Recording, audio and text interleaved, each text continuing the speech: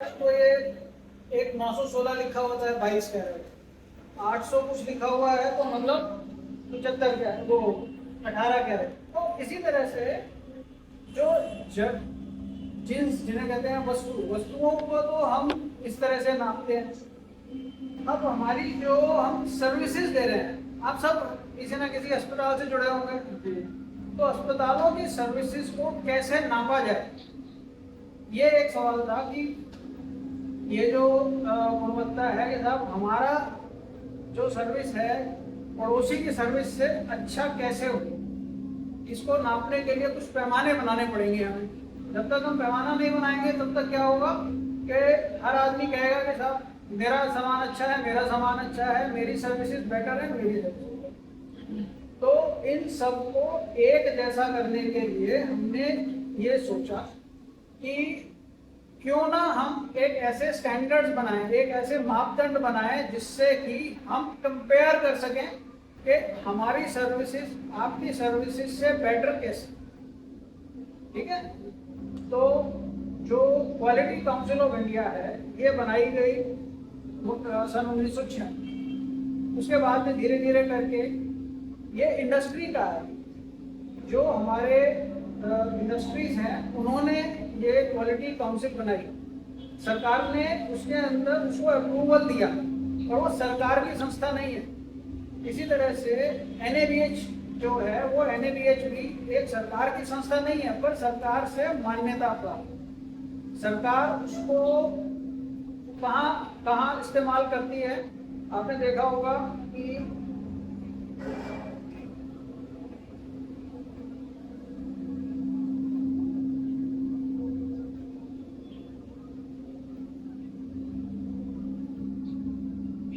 Government क्या करती है, G20 हेल्थ के वर्किंग ग्रुप में लिया उसने, आयुष का एंट्री लेवल स्टैंडर्ड हमने बनाया। हमारे पास हिंदुस्तान में बहुत सारे आयुष के अस्पताल हैं, जो कि आयुर्वेदिक को हम ये नहीं कहते हैं कि ये कोई सेकंड क्लास चीज़ है। आयुर्वेदिक जो है वो उसके भी अपने स्टैंडर्ड होने चाहिए, उसको भी बढ़ावा मिलना चाहिए। तो उसके लिए जो है आयुष के हमने अलग सेंटर बनाए, उसके अलग स्टैंडर्ड्स बनाए, और उसके लिए सरकार के साथ में NABH सहयोग कर रहा है। उसके अलावा नेशनल कमीशन फॉर होम्योपैथी बनाया। जो गवर्नमेंट हॉस्पिटल्स हैं उन गवर्नमेंट हॉस्पिटल्स के अंदर क्या होता है कि वो तो NABH का स्टैंडर्ड नहीं है। अच्छा, सबने NABH का नाम सुना था पहले? नहीं सुना था। क्वालिटी काउंसिल ऑफ इंडिया का नाम सुना था पहले? नहीं सुना था। तो अभी जो हम बात कर रहे हैं, मेरे दोस्त क्रांतिक ने अभी तक आपको कुछ बताया, उसके बारे में आपको कुछ पता चला? तो समझ में आया कि नहीं आया? दोबारा बताऊं? नहीं? क्या कहते हो? बता दीजिए। क्वालिटी काउंसिल एक बहुत बड़ी संस्था है, उसके अंदर जो है एक छोटी सी संस्था है NABH। NABH का नाम क्या हुआ? National accreditation board for hospital. इसका काम क्या है कि हॉस्पिटल्स की जो गुणवत्ता है उसको वो नापते हैं। ठीक है, तो इसके अंदर हमने जो अब तक आपको देखा होगा कि ये जो NABH है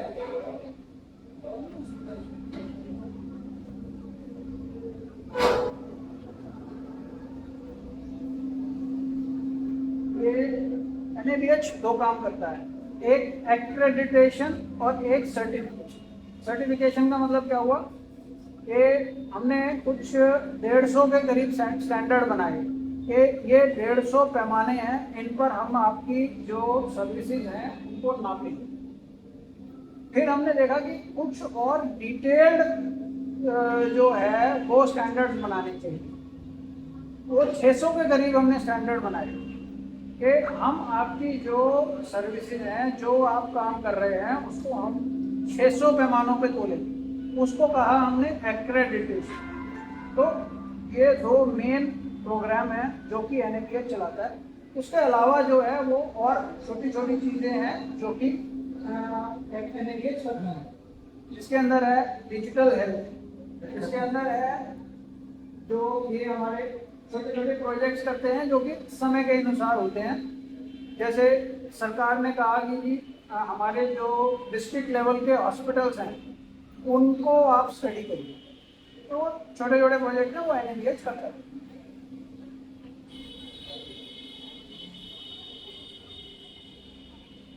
जो दूसरी संस्थाएं हैं, आपने देखा होगा कि कुछ जैसे फॉक्सी है, गायनेकोलॉजिस्ट की एक संस्था है फॉक्स, उसके साथ में एक जो हमारे स्किन स्पेशलिस्ट हैं, BD स्पेशलिस्ट हैं, जिनको कहते हैं हम IFBB है, उनके जो लोग हैं उनके साथ में अभी नया हमने शुरू किया है डेंटिस्ट के साथ, कि जो डेंटिस्ट्री की संस्थाएं हैं उनको भी हमने जो है जोड़ा है अपने साथ में, कि उनके स्टैंडर्ड्स को अलग से, क्योंकि जो हॉस्पिटल के स्टैंडर्ड्स हैं और जो डेंटिस्ट्री के स्टैंडर्ड्स हैं वो दोनों एक नहीं हो सकते, दोनों के क्योंकि अलग अलग रोल हैं, अलग अलग काम है, तो इसलिए उनका अलग अलग काम किया जाता है।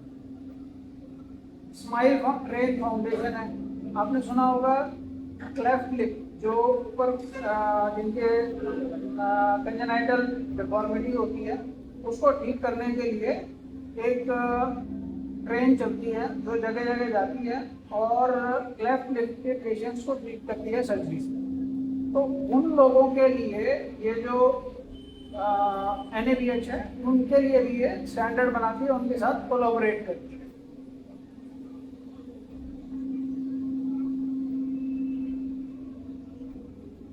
NABH को जो है अपनी गुणवत्ता को भी साबित करना है, तो क्या होता है कि साहब मैं ठीक कर रहा हूँ, ये कौन बताएगा? ये बताएगा कोई बाहर का आदमी। तो उसके लिए हमने क्या किया, एक इंटरनेशनल ऑर्गेनाइजेशन है जिसका नाम है ISQA, international society for quality. हमने अपने जो स्टैंडर्ड्स हैं उनको उनसे टेस्ट करवाया, तो उन्होंने भी हमारे को अप्रूवल दिया, हम उससे भी पास हुए हैं, तब NABH जो है इस काम को कर रहा है।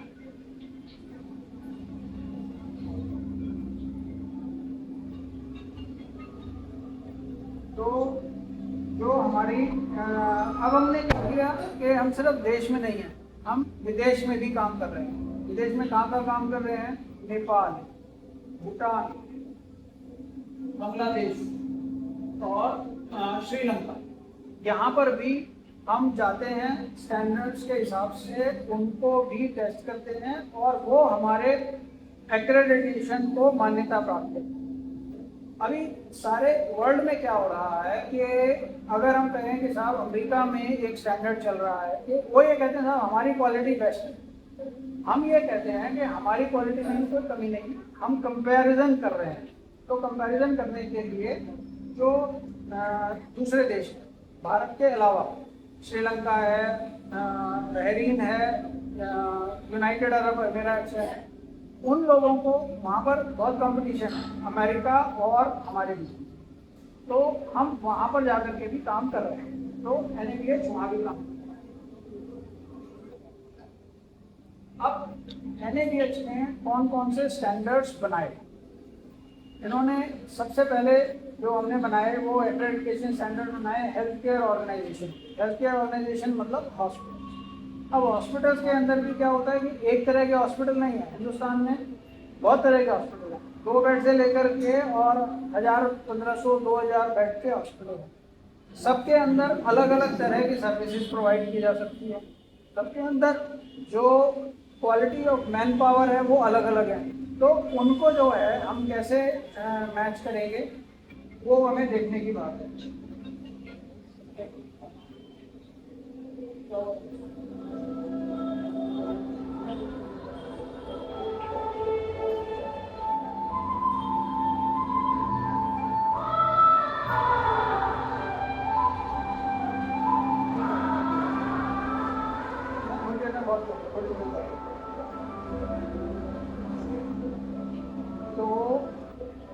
जो इंटरनेशनल स्टैंडर्ड्स हैं उनको भी हम फॉलो कर रहे हैं।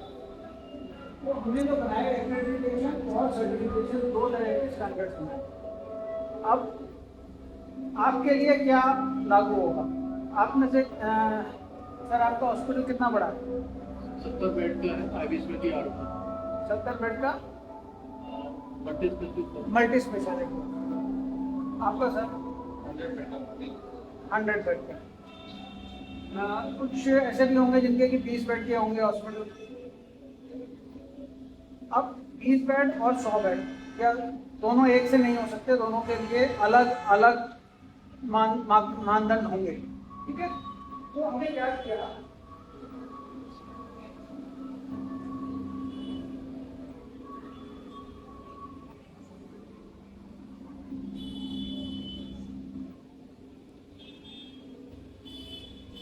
शुरुआत के लिए हमने एक एंट्री लेवल सर्टिफिकेट कोर्स बनाया।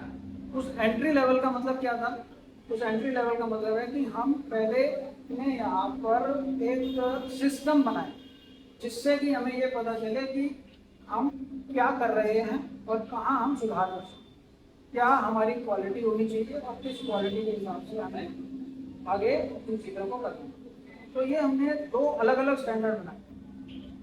ये है small health care organisation, 50 bed से कम वाले हॉस्पिटल्स के लिए ये वाले स्टैंडर्ड लागू होंगे, 50 से बड़े हॉस्पिटल जो हैं उनके लिए ये वाले स्टैंडर्ड।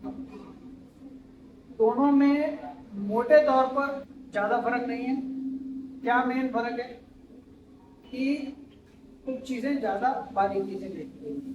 जो बड़े हॉस्पिटल के अंदर आपको पता है कि साहब किसी में डायलिसिस होगा, किसी में कार्डियक होगा, किसी में, तो उनके हिसाब से जो भी हमारे इन स्टैंडर्ड का जो मेन पर्पस है वो क्या है कि जो लीगल रिक्वायरमेंट है वो हमारी पूरी हो रही है या नहीं। जो हमारे यहाँ क्लिनिकल एस्टैब्लिशमेंट एक्ट लगता है, जो क्लिनिकल एस्टैब्लिशमेंट एक्ट है तो उसके हिसाब से जो रजिस्ट्रेशन होना चाहिए हॉस्पिटल का रजिस्ट्रेशन है या नहीं है, जो क्वालिफाइड स्टाफ हमारे पास होना चाहिए वो है या नहीं है, जो पोल्यूशन कंट्रोल बोर्ड का लाइसेंस हमें चाहिए वो है या नहीं है। तो इसी तरह के जो बेसिक स्टैंडर्ड्स हैं वो यहाँ पर रखे। उसके अलावा हमने अपने स्टैंडर्ड्स को कैसे इम्प्रूव करना है, हमें अपनी जो सर्विसेज हम दे रहे हैं और पेशेंट सेफ्टी उसको दें। हम इसके अंदर जो है आगे चलें। मैंने आपको बताया कि एक्रेडिटेशन और सर्टिफिकेशन में क्या है। एक्रेडिटेशन थोड़ा सा डिटेल्ड है, सर्टिफिकेशन जो है एक शुरुआती पहला स्टेप है कि हम ये देखें कि साहब हमें जो है अपनी सिस्टम्स को कहाँ कहाँ पर कैसे रखना है।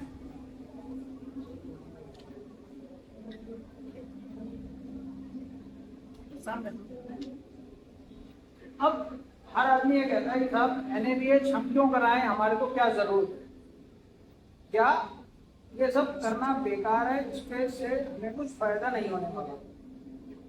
दूसरा, जो गवर्नमेंट हॉस्पिटल हैं उनको तो जरूरत ही नहीं है, बहुत सारा पेपर वर्क करना पड़ता है। हर आदमी को ये लगता है कि अगर NABH कराएंगे तो हमारा जो है वो पेपर वर्क बढ़ जाएगा, या हम तो दूर दराज के इलाके में बैठे हैं, हमारे को कौन जरूरत पड़ रही है, या अगर हम नहीं करेंगे तो क्या होगा। ये सब बातें गलत। क्यों गलत है, एक एक करके बता। क्वालिटी जो है उस क्वालिटी का काम करने से, अगर आप जूता लेने जाते हैं बाजार में तो आपको पता है कि साहब जूता जो है मुझे कौन सा लेना है, आप कोई भी जूता नहीं ले लेते हैं। आप ये देखते हैं कि अगर एक अच्छी क्वालिटी का मैं जूता लूँगा तो ज़्यादा दिन चलेगा। इसी तरह से कोई भी आपका ग्राहक जब आपके पास आ रहा है तो वो ये देखेगा कि आपने क्या अपना स्टैंडर्ड बना के रखा है, फिर हम आपसे अपना काम करवाएं। अगर हमें ये लगेगा कि हाँ ये आपका स्टैंडर्ड जो है वो फिक्स है, स्टैंडर्ड के अंदर क्या क्या चीज़ें आती हैं वो मानते हैं, तो जो क्वालिटी है वो जरूरी है। उससे फायदे किस किस को होते हैं, उससे सबसे पहला फायदा होता है पेशेंट। पेशेंट को ये पता है मैं कहाँ जा रहा हूँ, मेरी क्या एक्सपेक्टेशंस हैं और मुझे क्या मिलने वाला है। ठीक है ना। अगर मैं एक ऐसी जगह जा रहा हूँ जहाँ पर क्वालिटी का स्टैंडर्ड नहीं है तो मेरे को ये खतरा रहेगा कि वहाँ पर मुझे क्वालिफाइड आदमी मिलेगा या नहीं मिलेगा, मुझे वहाँ पर पूरी सर्विसेज मिलेंगी या नहीं मिलेंगी, मुझे सिर्फ छोटी मोटी सर्विसेज मिलेंगी। अगर मुझे हार्ट का ऑपरेशन कराना है या मुझे कैथेट वो कराना है से कोरोनरी एंजियोग्राम कराना है, तो एंजियोग्राम अगर उसके बोर्ड पर लिखा हुआ है तभी हो जाएगा। अगर कार्डियोलॉजिस्ट ऐसे ही बैठे हैं बिना अपनी मशीन के, इकोग्राफी नहीं मिलेगी। तो जब आपके पास स्टैंडर्ड है तो पेशेंट को यह पता है कि मुझे यहाँ पर क्या मिलेगा और क्या नहीं मिलेगा। मेरी आवाज़ वहाँ तक आ रही? तो ये सबसे जरूरी चीज़ है कि किसको क्या मिलेगा, वो उसके जो बोर्ड है उसी से उसको पता चल जाए।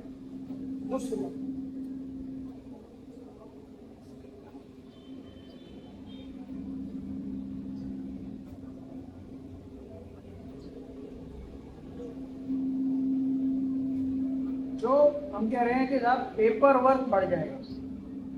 जो मिनिमम पेपर वर्क है वो तो आप अभी भी कर रहे हैं, पेपर वर्क में तो कोई कमी नहीं है। जो कंसेंट लेनी है तो वो कंसेंट लेनी है। अगर आपने पेशेंट को डिस्चार्ज समरी देनी है तो देनी है। अगर पेशेंट का इनिशियल असेसमेंट करना है तो वो करना है, अभी भी आप कर रहे हैं। उसके लिए कोई ज़रूरी नहीं है कि कोई एक अलग पेपर बनेगा, पेपर वही है, उसी के हिसाब से वो पेपर बनेगा।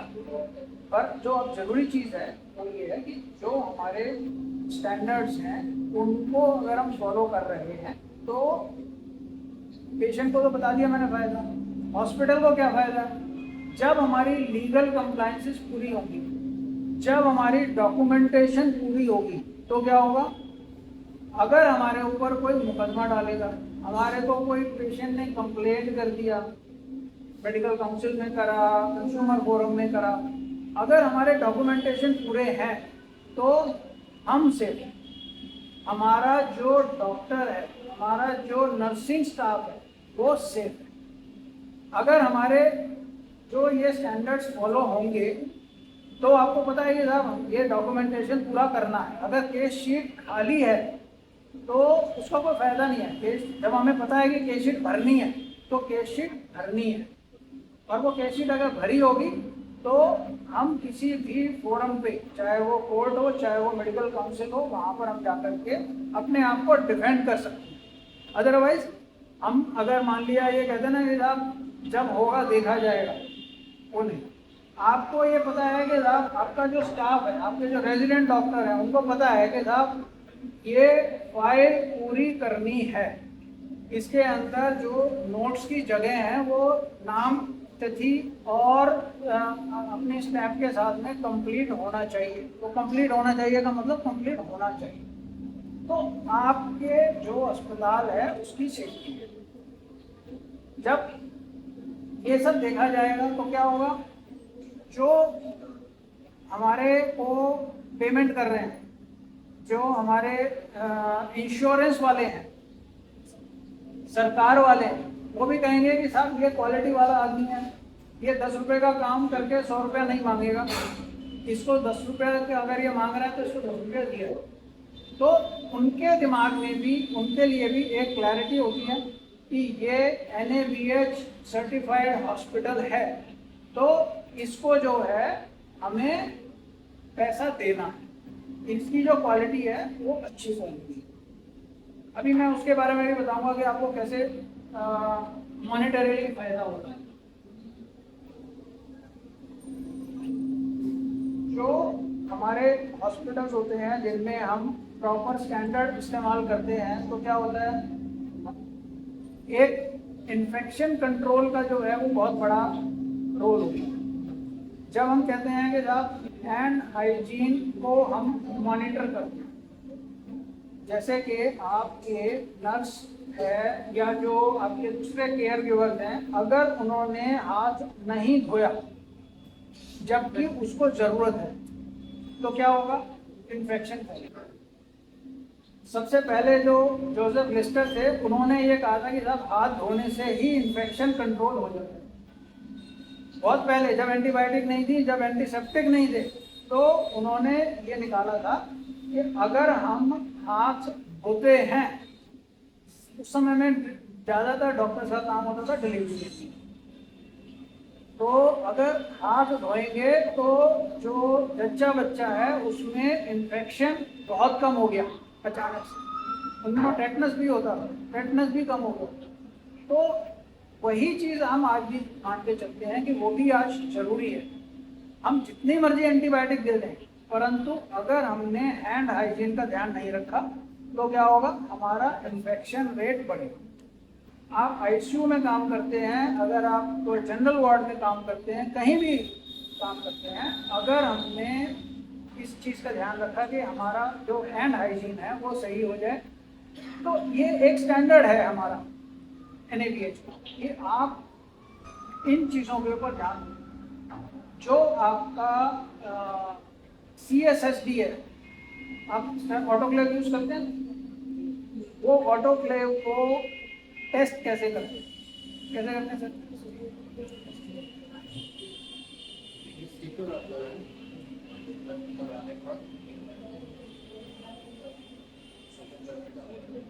आप सब पे करते हैं,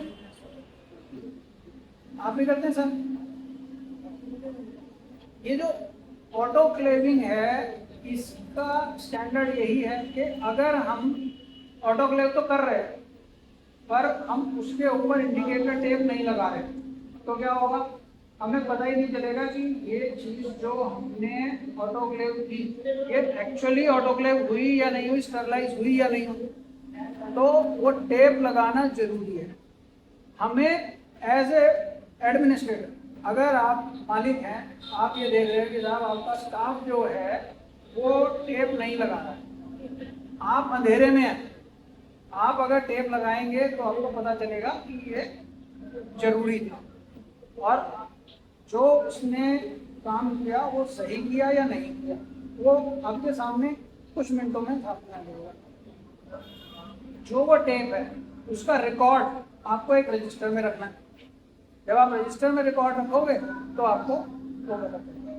तो जब हम NABH के स्टैंडर्ड्स को फॉलो करते हैं तो हमारे हॉस्पिटल का इन्फेक्शन रेट कम हो जाता है। दूसरा, मैंने आपको बताया कि जी अगर आपका डॉक्यूमेंटेशन पूरा है तो आप कोर्ट कचहरी से बच जाएंगे। अब अगर हम ये कहें कि साहब ये सब चीज़ों के लिए हमने तो कुछ पढ़ा नहीं है, हमें तो इसके बारे में कुछ जानकारी नहीं है, तो हम कैसे करेंगे? ऐसा कुछ नहीं है। अगर ये किताब आप पढ़ोगे तो आपको समझ में आ जाएगा कि हमें क्या करना है, पहली बात। उसके अलावा बहुत सारी अब जो ये गुणवत्ता यात्रा शुरू हुई है इसके तहत एक ई-मित्र का प्रोग्राम शुरू हुआ है।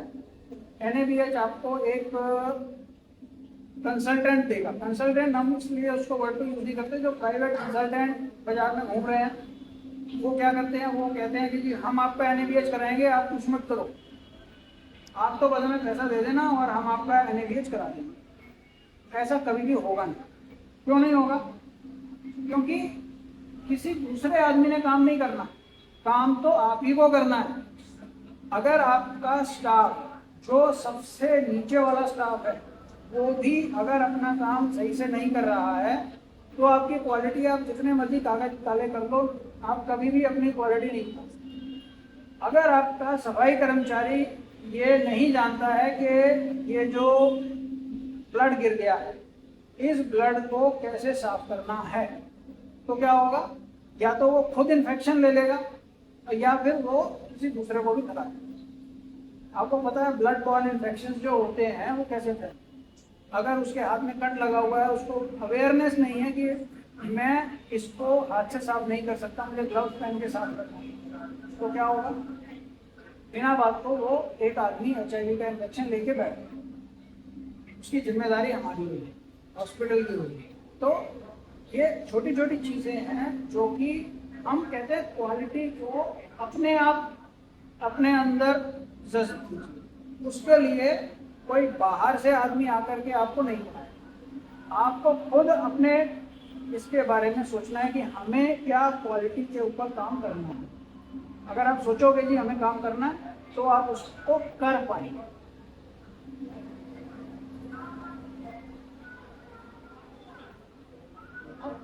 मैंने जैसे कहा छोटा बड़ा, बड़ा और बड़ा, सब तरह के अस्पताल हैं, मल्टी स्पेशलिटी, सिंगल स्पेशलिटी। हम क्लिनिक्स के लिए भी एक प्रोग्राम है जिसके अंदर भी हम क्लिनिक्स को भी सर्टिफाई कर सकते हैं। पर आपका जैसा ऑर्गेनाइजेशन, छोटा बड़ा, उसके हिसाब से आप उसको जो है अपना स्टैंडर्ड कर सकते हैं। तो जो जरूरी चीज़ें हैं इसके अंदर जब आप NABH कराते हैं, क्या होता है, साइनेजेस, प्रॉपर हर जगह पर निशान लगाना, इंफॉर्मेशन देना, वो जरूरी है। अगर आप ये बताएंगे पेशेंट को कि आपके ये हक हैं, ये आपकी ड्यूटीज़ हैं, तो पेशेंट के राइट्स एंड रिस्पॉन्सिबिलिटीज आपको डिस्प्ले करने हैं। उसी तरह से हॉस्पिटल के अंदर जो है वो क्वालिफाइड स्टाफ होना चाहिए। तो जो स्टाफ, आप नर्सिंग हो, पैरामेडिक्स हो, डॉक्टर्स हैं, सब क्वालिफाइड होने चाहिए। इसके अलावा जो है मेडिकेशन सेफ्टी, ज़्यादातर जो गलतियां होती हैं वो कहाँ होती हैं, मेडिकेशन के प्रिस्क्रिप्शन पे, या उसको जब नर्स एडमिनिस्टर करती है उसने ठीक से पढ़ा नहीं, आपने हैंडराइटिंग ऐसी लिखी कि उसको नहीं समझ में आया, उसने IM की जगह इंजेक्शन IV लगा दी। ये बड़ी बड़ी मिस्टेक्स हैं।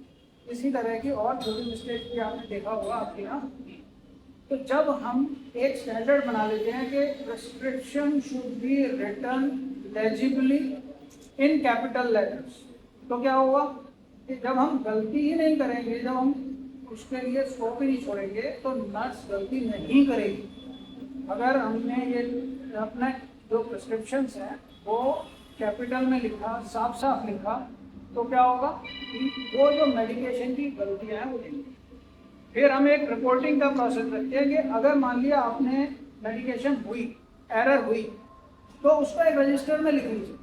उससे क्या होगा कि मेडिकेशन एरर की वजह से अगर मान लिया कितना बड़ा नुकसान हुआ, आपके पास में रिकॉर्ड रखा हुआ है, कल को कोई आदमी जाकर के बाहर कंप्लेन करेगा, कुछ करेगा, तो आपके पास में वो रिकॉर्ड है कि जी ये रिकॉर्ड इतना नुकसान हुआ था और उसको हमने ऐसे हैंडल किया।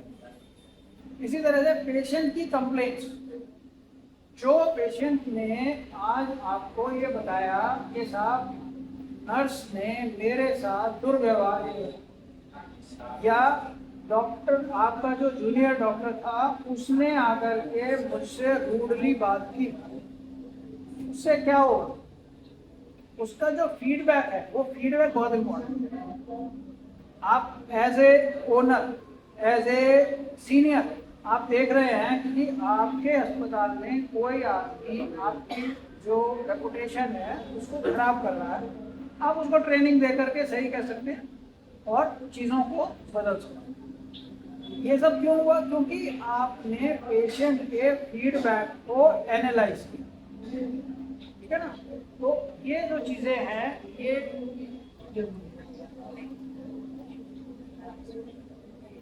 जो अभी तक मैंने बताया आपको कि मेडिकल काउंसिल ऑफ इंडिया कहती है कि कैपिटल लेटर्स में लिखना है, वो ऐसे ही नहीं कहती, उसका पर्पस क्या है, सिर्फ इतना सा पर्पस है कि अगर हमने प्रिस्क्रिप्शन को साफ साफ लिखा तो मेडिकेशन एरर कम होगी। जब हम साफ लिखेंगे तो हम अपने दिमाग में भी क्लियर है कि हमें क्या देना है, क्या लिखना है, कैसे लिखना है। आपने सिर्फ उसको लिख दिया पैरासीटामोल SOS, आपने डोज नहीं लिखी कि उसको 500 ग्राम मिलीग्राम देना है, 650 देना है। ये सब चीज़ें हर वक्त इम्पॉर्टेंट नहीं होती है, पर कभी कभी इम्पॉर्टेंट होती है। अगर एक पेशेंट डीकम्पेंसेटेड लिवर डिजीज है, उसको आपने जो है 650 दे दिया, उसके लिए वो नुकसानदायक हो सकती है, उसके लिए ज़रूरी था कि 500 ही देनी है। तो इस तरह की चीज़ें जो हैं वो अपने दिमाग में क्लैरिटी ला सकती है।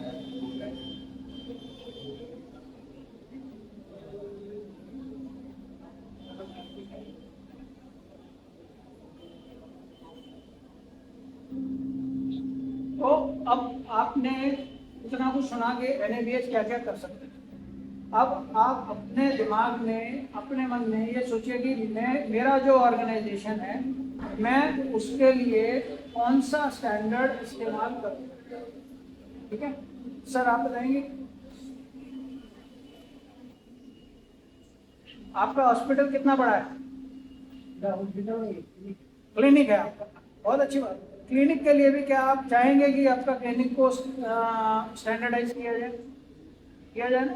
तो आप कौन सा स्टैंडर्ड यूज करेंगे? क्लिनिक का स्टैंडर्ड। हमारे पास सब चीज़ों का स्टैंडर्ड है, तो आपको क्लिनिक का स्टैंडर्ड। सर आप 70 बेड, तो आपका कौन सा स्टैंडर्ड लगेगा? HCO यानी कि हेल्थ केयर ऑर्गेनाइजेशन 50 बेड से ऊपर वाला, ठीक है ना? आपके स्पेशलिटी कितनी है? एक दो मल्टी स्पेशलिटी। तो मल्टी स्पेशलिटी है तो आपको उसके हिसाब से ये देखना पड़ेगा कि उसमें बच्चे का भी है, मदर का भी है, या कोई पर्टिकुलर स्पेशलिटी है। उन सबके अलग अलग रिक्वायरमेंट हो सकती है। जैसे आपने एक कैथ लैब लगाई, कैथ लैब में सबसे ज़्यादा जरूरी क्या है कि रेडिएशन सेफ्टी के बारे में आपने क्या ध्यान रखा है या नहीं रखा। उसके अंदर जो आपकी कार्डियक ड्रग्स हैं उनका ध्यान रखा नहीं रखा, क्या है, ठीक है। अब जो हमने बात करी कि एंट्री लेवल और मेन एक्रेडिटेशन, ये दो अलग अलग होते हैं। तो अभी आप में से किसी ने पहले NABH का कोई कुछ नहीं किया हुआ, पहली बार कर रहे हैं। जब हम पहली बार कर रहे हैं तो हम छोटा स्टेप लेंगे, बड़ा स्टेप नहीं लेंगे, क्योंकि बड़े स्टेप के लिए हमें ज़्यादा मेहनत करनी पड़ेगी, ज़्यादा रिक्वायरमेंट है और थोड़ा सा खर्चा होगा। तो पहले लेवल में हम क्या करेंगे? सर्टिफिकेशन की बात करेंगे, जिसके अंदर की एंट्री लेवल सर्टिफिकेशन करेंगे, तो हम उसमें जाएंगे। तो जो पहला वाला स्टेप है वो पहले क्या होता है? एक्सप्लोर। पहले आप चीज़ों के बारे में पता करेंगे कि क्या है।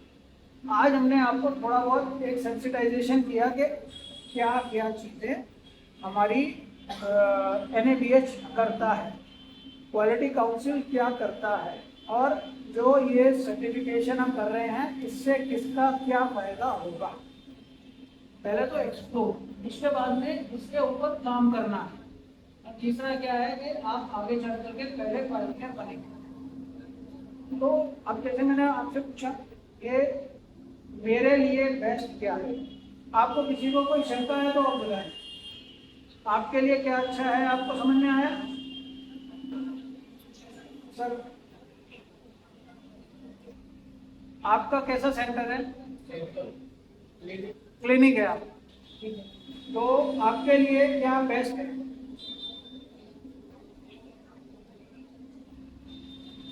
आपके लिए हॉस्पिटल वाले स्टैंडर्ड लागू नहीं होते, आपको क्लिनिक का स्टैंडर्ड इस्तेमाल करना है।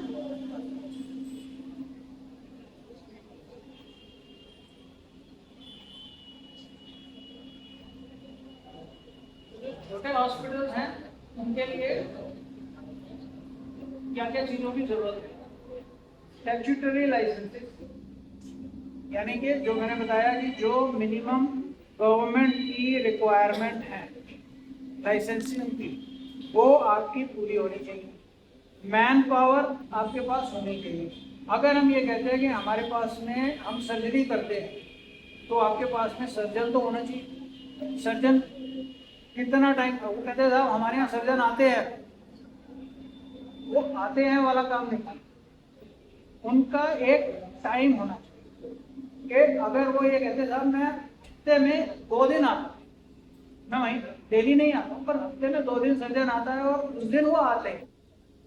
सपोज हम ये कहते हैं कि साहब मंगलवार और शुक्रवार को 2 दिन हमारे यहाँ पर सर्जन आते हैं, तो वो सर्जन आने चाहिए, उनकी रेगुलर OPD होनी चाहिए, और वो जब OPD करते हैं तो अब सर्जरी भी करेंगे, तो वो सर्जरी भी उनको हमें दिखानी पड़ेगी कि साहब हमने सर्जरी करी।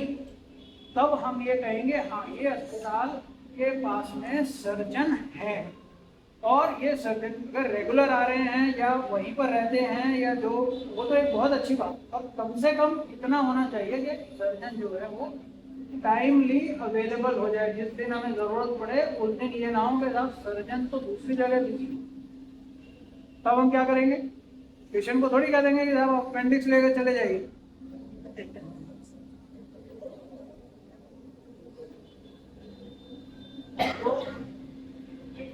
चीज क्या चाहिए कि हमें क्वालिटी के लिए प्लानिंग करनी चाहिए। तो ये जो मैंने आपको बताया ये एंट्री लेवल सर्टिफिकेशन के प्रोग्राम है। इसके अंदर ये आसान है। आसान कैसे है? ये इसमें 150 स्टैंडर्ड है लगभग, और ये स्टैंडर्ड आसानी से हो जाता है। जब आप इनको पढ़ेंगे तो आपको पता चलेगा। अब इसके लिए जो है आपको और जानकारी कहाँ से मिलेगी वो मैं बता दूं। तो जो NABH एंट्री लेवल सर्टिफिकेशन है, ये जो होता है कि जो दूर दराज के अस्पताल है, वो टीयर 2 सिटीज, टीयर 3 सिटीज, जहाँ पर भी बहुत ज़्यादा सुविधाएं नहीं है, वो अस्पताल भी इस स्टैंडर्ड को आसानी से अचीव कर लेते हैं। ठीक है, तो इसके अंदर क्या है कि क्वालिटी हेल्थ केयर जो है वो हम लास्ट मैन, मतलब जो आखिरी आदमी है लाइन में खड़ा हुआ, उसके पास भी पहुंच। तो जो लोग स्टार्ट कर रहे हैं हॉस्पिटल की जर्नी, क्वालिटी जर्नी, उनके लिए हमने 2014 में जो है ये स्टार्ट किया, ये वाला प्रोग्राम। उसके बाद में 2018 के अंदर क्या हुआ कि IRDAI जो इंश्योरेंस रेगुलेटरी अथॉरिटी है, उसने इसको किया प्रांतिक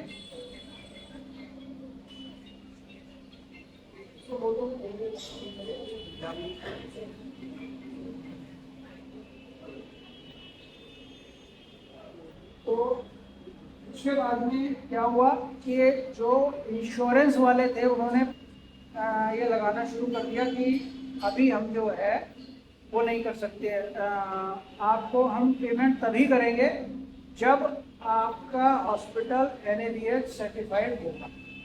उसकी वजह से बहुत लोगों ने इसको कराया, जहाँ पर भी इंश्योरेंस का पैनल का काम होता है। आपके यहाँ पर इंश्योरेंस का है प्रोग्राम, पेमेंट आपकी आती है, तो आपको जो है उसके हिसाब से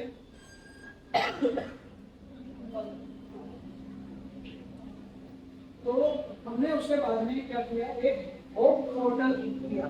होप का मतलब होता है हॉस्पिटल हेल्थ केयर ऑर्गेनाइजेशन और platform for entry level standards.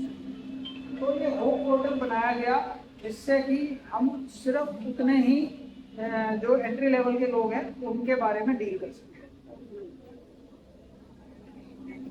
अब इसका जो है सेकंड, ये फर्स्ट स्टैंडर्ड है। अब इसका नया एडिशन आने वाला है 2025-26 में, जो कि हम इसको सेकंड स्टैंडर्ड देंगे। तो जो हमारे इसमें बेनिफिट्स हैं, ये निशान certificate results in high quality of care, patient की क्वालिटी की, जो केयर की क्वालिटी है वो बढ़ जाती है। Patient are service by credentialed medical staff, doctors, nurses हमारे क्रेडेंशियल्ड। क्रेडेंशियलिंग का मतलब क्या होता है कि उनके पास में डिग्रीज हैं, और डिग्रीज के वाले डॉक्टर और नर्स ही हमारा इलाज कर रहे हैं। इसके बाद आता है पेशेंट सेटिस्फेक्शन लेवल बढ़ता है। होता क्या है, पेशेंट के राइट्स को हम रिस्पेक्ट करते हैं और प्रोटेक्ट। पेशेंट का राइट क्या है, पेशेंट के कुछ 13-14 राइट्स हैं, जिसके अंदर वो ये कहता है कि पेशेंट को ये बताया जाए कि मेरा इलाज क्या होगा, कौन इलाज करेगा। मेरे राइट है कि मैं सेकंड ओपिनियन ले लूँ, मेरा इलाज है, मेरे पास राइट है कि मैं अपना इलाज को रिफ्यूज़ कर सकूँ कि मेरे को इलाज नहीं कराना है, मेरे को कैंसर है, मैं इलाज नहीं कराना चाहता। इसके अलावा क्या हुआ कि हमने कहा कि जो कम्युनिटी में है, आपका जो कम्युनिटी आसपास है, उसके अंदर भी ये कॉन्फिडेंस बढ़ता है कि ये हॉस्पिटल का क्वालिटी सर्टिफाइड। जो इंश्योरेंस एजेंसी ने उन्होंने कर दिया, एक्सटर्नल रिकॉग्निशन मिला और स्टैंडर्डाइजेशन आपका हो गया।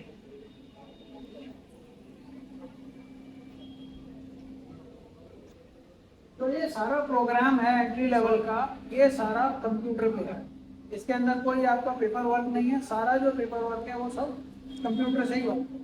तो जो ये होप पोर्टल है, अभी मैं उसके बारे में आपको बताऊंगा कि क्या है। ये होप पोर्टल से ही आपका एप्लीकेशन, उसके बाद में जो उसके अंदर प्रॉब्लम्स आएंगी वो आपको वापस मिलेंगी, फिर आप उसका जवाब दोगे। ये सारा काम जो है वो होप पोर्टल पर ही चलेगा, उसमें और किसी को कुछ नहीं करना।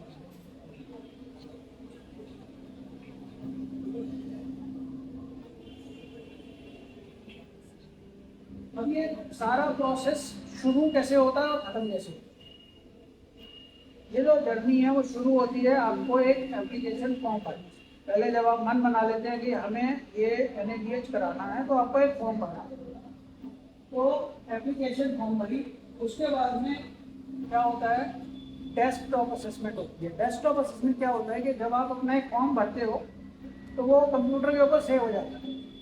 उसको एक असेसर कहीं भी ऑल ओवर इंडिया कहीं पर भी एक असेसर होगा, वो उसको देखेंगे, उनको वो अलॉट होगा और वो जो है उसको देखेंगे कि इसके अंदर क्या क्या चीज़ें इन्होंने जो अपलोड की हैं वो स्टैंडर्ड के हिसाब से फिट होती है या नहीं। तो जो नहीं फिट होती हैं उनके लिए हम कहते हैं नॉन कन्फर्म, यानी कि NC। तो अगर मान लिया कोई चीज़ ऐसी है जो कि उन्होंने ये देखा कि ये चीज़ सही है, तो उन्होंने उसको मार्क कर दिया कि भाई ये चीज़ सही नहीं है, इसको सही करो। तो क्या होगा, हमारे पास वो हॉस्पिटल जो है, हॉस्पिटल के बाद वो वापस आएगा, तो हॉस्पिटल उसके अंदर जो भी एक्सप्लेनेशन देना है या जो उसके अंदर उसने कहा कि साहब हमने अब ये नया प्रोसेस एडॉप्ट कर लिया है और ये उसका सबूत है, ये उन्होंने उसको दिखा दिया। तो फिर वो जो डेस्कटॉप असेसमेंट है जो उसको ओके कर दिया, ये साहब ये इनकी जो एक्सप्लेनेशन है ये एक्सेप्टेड है, तो अब इसको आगे चलें। इस तरह से हमें दो चांसेस मिलेंगे, एक बार पहले, एक बार अगर मान लिया कोई जैसे आपके 30 ऑब्जेक्शन आए, 30 में से आपने ठीक किए सारे, पर क्या नाम है असेसर ने ये माना कि नहीं 25 ठीक है, 5 अभी गड़बड़ है, तो आपको 5 के लिए दोबारा मौका मिलेगा, आप उनको ठीक कर लीजिए, तो वो फिर आगे चले। आगे क्या चलेगा, डेस्कटॉप के बाद में होता है on site assessment. On site assessment का मतलब क्या होता है कि एक असेसर आपके हॉस्पिटल में विजिट करेंगे, वो आपके जो सारे प्रोसेसेस हैं उनको चेक करेंगे। उसके लिए भी एक ऐप है, फ़ोन में एक ऐप आता है, उस फ़ोन के ऐप को चलाएंगे। तो ये जो है ऑन साइट असेसमेंट हुई। उसके बाद में क्या होता है, जब हम ऑन साइट असेसमेंट करते हैं तो हम कुछ चीज़ों को देखते हैं कि ये सब चीज़ें ठीक है। 160 चीज़ें हमने देखी, हमारा 160 स्टैंडर्ड है, 160 में से हमने माना कि आप ये देखा कि साहब 160 में से 120 तो ठीक है, 40 गड़बड़ है, तो वो 40 हम आपको बताएंगे, ये 40 आपके गड़बड़ है, आप उन 40 को ठीक कर लीजिए।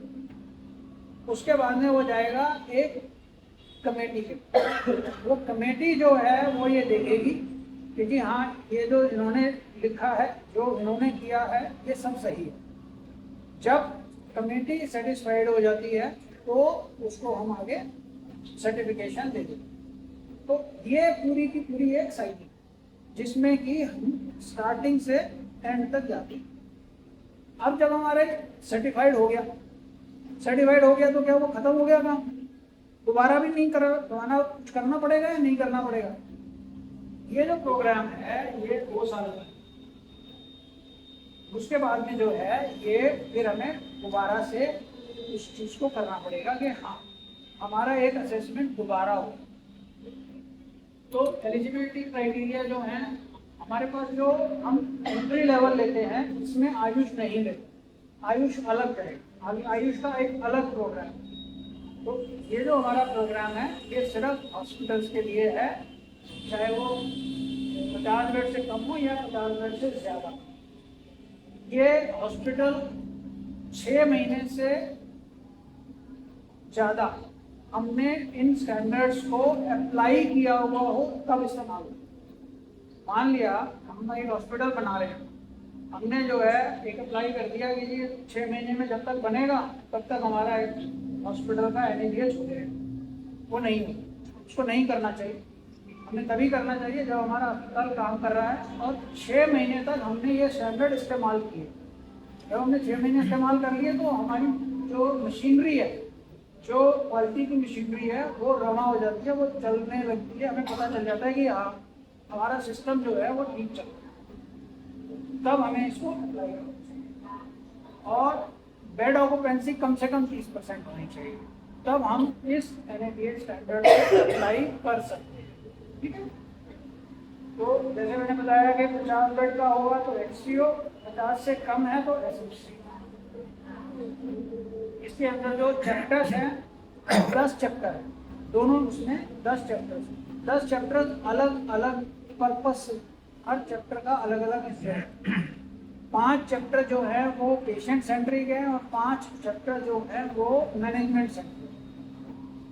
मैनेजमेंट सेंट्रिक से मतलब क्या होता है कि अगर हम एज ए मैनेजर उसके अंदर चीज़ों को ढूंढते हैं, और जो पेशेंट सेंट्रिक है वो सिर्फ पेशेंट के राइट्स रिस्पॉन्सिबिलिटीज जो आप पेशेंट को मैनेज कर रहे हो उसके बारे में। और इस सर्टिफिकेट की वैलिडिटी 2 साल की होती है। फीस के बारे में मैं आगे भी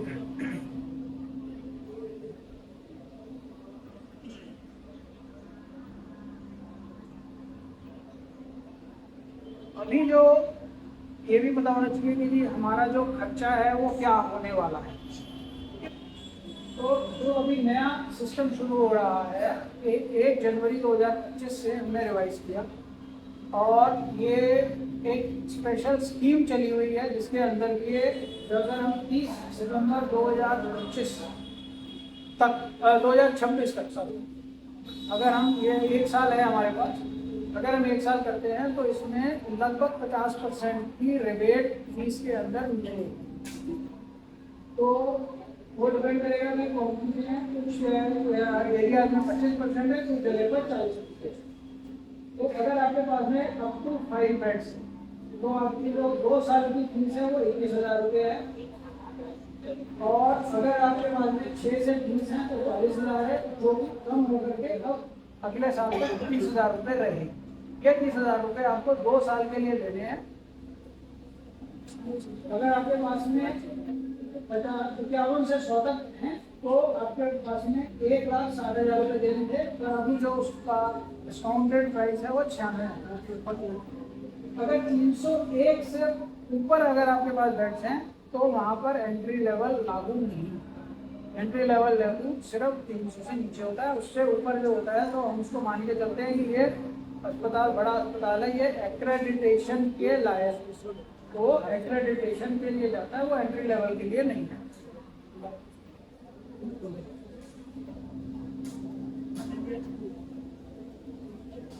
सिंगल डॉक्टर क्लिनिक के लिए जैसे अभी हमने बात करी कि सिंगल डॉक्टर